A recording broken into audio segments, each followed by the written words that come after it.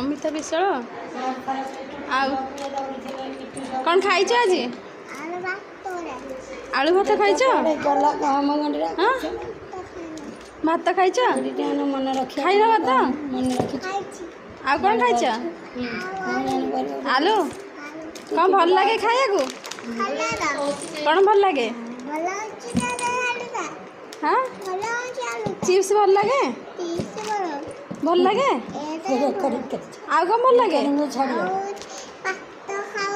ଭାତ ଖାଉଛ? ଖାଲି ଭାତ ଖାଉଛ ଆଉ କିଛି ଖାଉନ? ଅଣ୍ଡା ଖାଉଛ? ଆଉ ଚିକେନ ଖାଉଛ କି ନାହିଁ?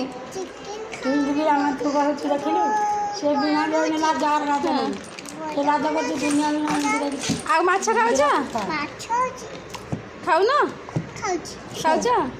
ଆଉ ମଟନ? ମଟନ ଖାଉଛ?